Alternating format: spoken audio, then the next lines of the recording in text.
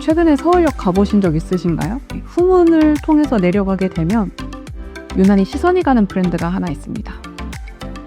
화려한 간판도 아니고 소리 없이 강하게 다가오는 브랜드인데 그 브랜드는 바로 포컬포인트입니다. 이 공간은 안경 브랜드로 굉장히 잘 알려진 다비치에서 새로운 비즈니스 모델을 만든 것인데요. 그리고 새로운 비즈니스 모델 중에 첫 번째 F&B 리테일 브랜드입니다. 포컬포인트라는 이 브랜드는 처음 기획부터 공간이 완성되고 사이니지가 굳고 하는 일련의 전체 과정에서 기업 자체가 새로운 브랜드를 탄생시킬 때 어떤 프로세스를 갖고 해야 하는지, 그리고 또 사람들이 그 공간에서 어떤 걸 느끼게 해야 하는지, 이런 것들을 저희가 좀 공부하면서 탄탄히 만들어 온 브랜드이기도 합니다. 다른 카테고리의 기업이 새로운 F&B나 새로운 리테일 브랜드를 풀어갈 때 어떤 솔루션들이 있는지, 어떤 기념을 도출했는지를 한번 설명드리겠습니다. 안경 브랜드가 F&B 브랜드의 영역을 확장하는 건 사실 쉬운 일은 아니죠. 그리고 그 안경이라고 하는 카테고리에서 문화적 묘소로 접근해서 풀어가는 것도 젠틀몬스터라고 하는 좋은 브랜드가 있지만 더 대중화된 브랜드에서 어떻게 리테일을 접목해서 풀어갈지, 이런 부분들을 저희는 좀 중심을 두고 보게 되었습니다. 브랜드가 갖고 있는, 또는 다비치 계열에서 갖고 있는 원래 이름의, 원래 뜻의 그런 이념들을 이제 새로운 F&B로 확장해 나가면서 어떤 스타일을 구축해 나갈 것인지를 굉장히 고민을 했었습니다. 다비치는 원래 세상을 맑게 비추고 다 비춘다라는 뜻이었어요. 그런 기업이 새로운 F&B를 시작하는 거였고, 그리고 또는 전문성이랑 신뢰성을 갖추고 있는 대중적인 브랜드에서 어떤 키워드를 도출해서 우리가 문화적 묘사나 F&B 쪽으로 풀어갈 것인가 했었을 때 두 개의 키워드를 생각했습니다. 하나는 클리어, 명확하고, 그리고 투명하고 빛나는, 그리고 프랙티컬, 실용적인, 알맞은, 그리고 타당한, 이런 내용들을 갖고 두 가지 키워드를 저희가 첫 번째로 발췌하게 됩니다. 저희가 브랜드 컨셉을 생각하면서 안경 브랜드가 갖고 있었던 개념도 있지만 사실상 그 개념 안에서 어떠한 핵심 키워드를 도출해서 컨셉으로 연결할까 할 때 저희가 발견하게 됐었던 워딩은 바로 포컬 포인트입니다.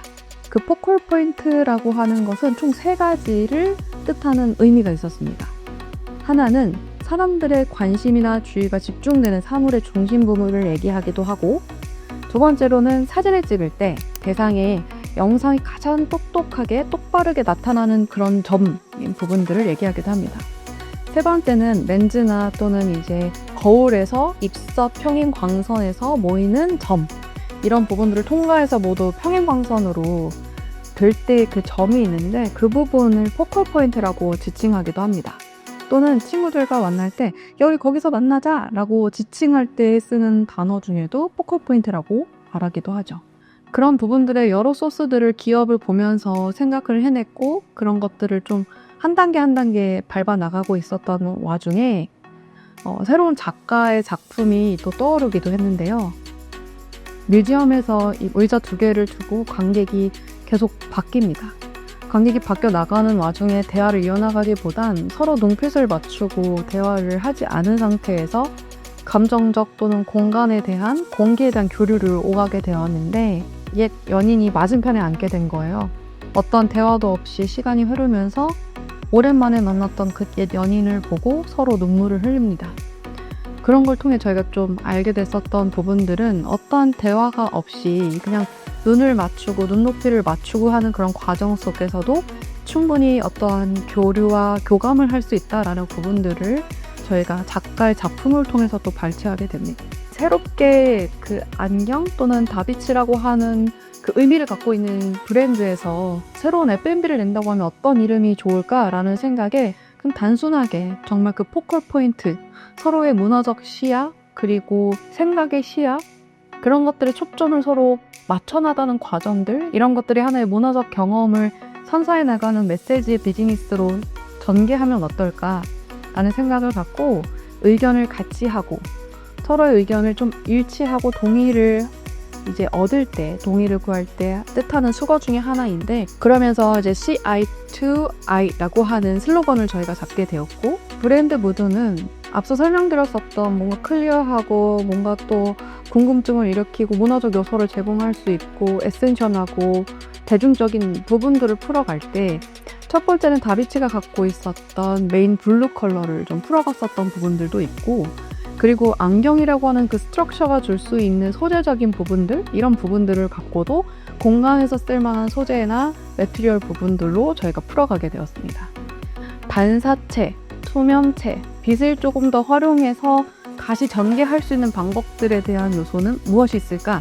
라는 것을 좀 저희가 파헤치게 되었고, 그러면서 이제 레퍼런스를 찾았었던 것도 뭔가 설치 미술적인 부분에 있어서 구명을 이루고 있다거나 이미지 하나를 여러 면이 쪼개서 보여주는 방식을 전개한다거나, 그리고 빛을 통해서 투과되는 형태를 찾는다거나, 그런 부분에 있어서 뭔가 이제 매트리얼 무드를 연결할 수 있겠다라는 부분으로 생각을 하게 됐었습니다.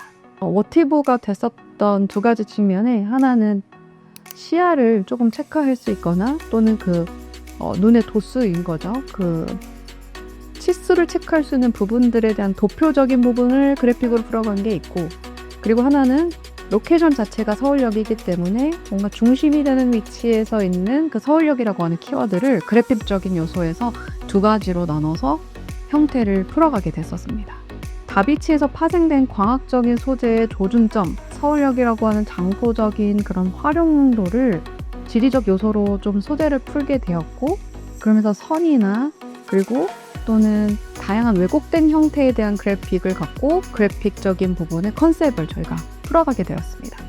공간적 특성을 생각을 해보면 다양한 용도로 쓸 수 있었어요. 예를 들면 문화적 공간에서 마라톤 이벤트 또는 F&B 팝업, 브랜드 팝업을 쓸 수 있었고, 그러다 보니 로고가 그냥 정적이게 쓰기보다는 세로형이나 가로형 여러 타입으로 만들게 되면서 다양한 장르에서 그 로고 자체가 활용도를 높게 쓸 수 있었으면 좋겠다. 그 로고 자체가 좀 더 캐주얼하고 명확한 성격을 띠는 로고였으면 좋겠다.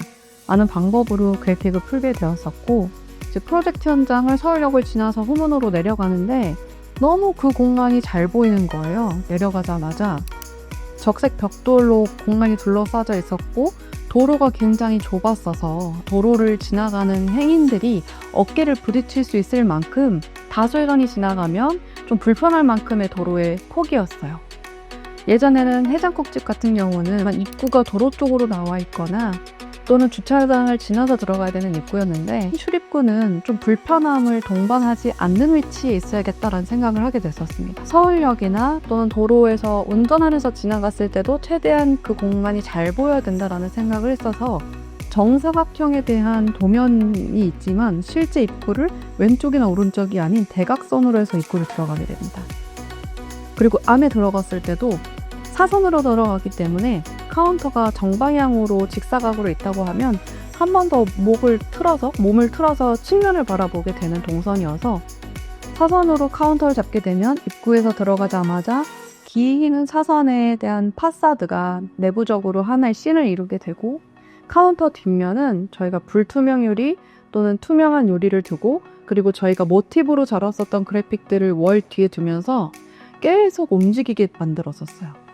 그 이유가 안경이라고 하는 키워드는 불편하지만 사실 안 보였었던 것들을 보이게 하는 장치인 것만큼 그런 메시지가 공간에 곳곳 숨겨져 있기를 바랬어서, 카운터 뒷면에서는 불투명 유리에서 선명하게 보이는 일렬의 과정들을 굉장히 큰 보드로 오브제성을 저희가 작업을 하게 되었습니다. 1층은 전반적으로 다 홀이 뚫려있는 상태였는데 1.5층, 2층, 3층 이런 식으로 구조가 되어 있고, 3층은 심지어 2층을 지나서 야외로 해서 올라가는 동선이었습니다. 하나의 오브제 또는 스트럭처, 관람의 요소를 저희가 만들어 간다고 하면 충분히 공간적인 부분에 있어서 흥미롭게 3층까지 올라가야 할 이유를 만들지 않을까라는 생각을 하게 됐었습니다. 2층에서는 다비치에서도 박스채로 안 쓰고 있었던 렌즈들이 굉장히 많다라는 얘기를 해주셨었어요.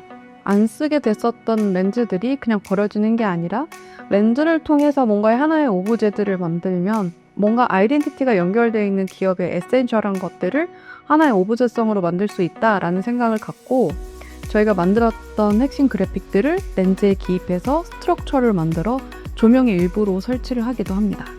3층에서는 브랜드 매거진인 그 블루 캐비넷 1편에서도 그 공간이 메인 커버지로 활용이 되기도 했는데, 천장에 굉장히 다방면으로 각도가 나눠져 있는 오브제가 있고, 원형 소파로 크게 둘러싸였을 때 앞쪽에 테이블이 있고, 위를 쳐다보게 되면 위에는 다방면의 각도로 나눠져 있는 큰 구조물들이 있습니다. 그 공간에서 다양한 사람들이 각자의 조닝을 이루고 앉을 수 있을 때 살짝살짝 엿볼 수 있게끔 만들었어요.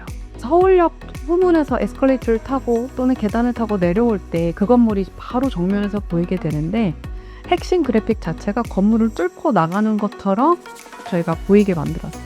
1.5층에서 2층으로 넘어가는 공간에서는 그 스트럭처에 연결되어 있는 조명이 건물을 뚫고 나온 것처럼 연출이 되어 있습니다. 바깥에서 봤을 땐 엄청난 큰 대형 오브제가 건물을 뚫고 나온 것처럼 연출이 되는데요. 사람들에게 호기심을 불러일으키기를 위한 것도 있지만, 브랜드에서 만들었었던 핵심 그래픽들을 공간에 적용화시킬 때 어떤 방법으로 풀까라는 고민을 하던 찰나에 조명 및 오브제를 결합시켜서 풀어가게 되기도 했었습니다.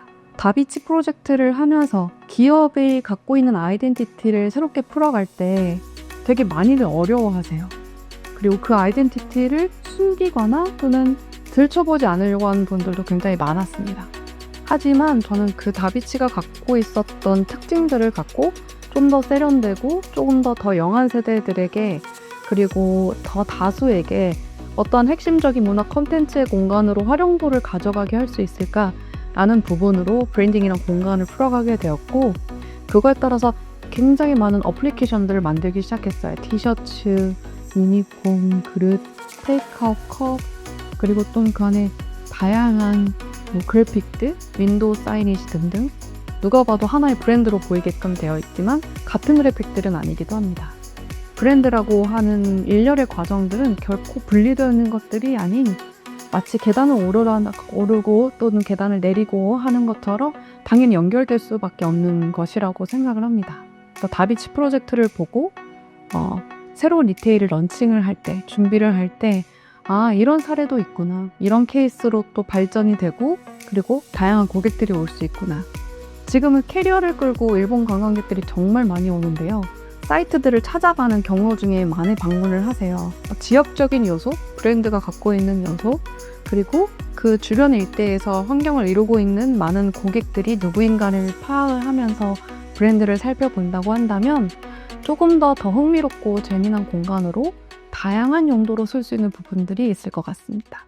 저희가 굉장히 오랜 시간 고민하면서 만들어왔던 이 코컬포인트라는 브랜드를 요즘은 많은 사람들이 찾아주셔서 정말 감사한 부분들이기도 하지만, 이런 프로세스로 접목을 했기 때문에 그래도 통일성을 가질 수 있었구나, 또는 이런 시각적인 요소들을 통해, 시각의 언어를 통해 브랜드의 강인함을 또 설명할 수 있게 됐구나 라는 케이스로 이 브랜드를 한번 경험해 보시는 것을 추천드립니다.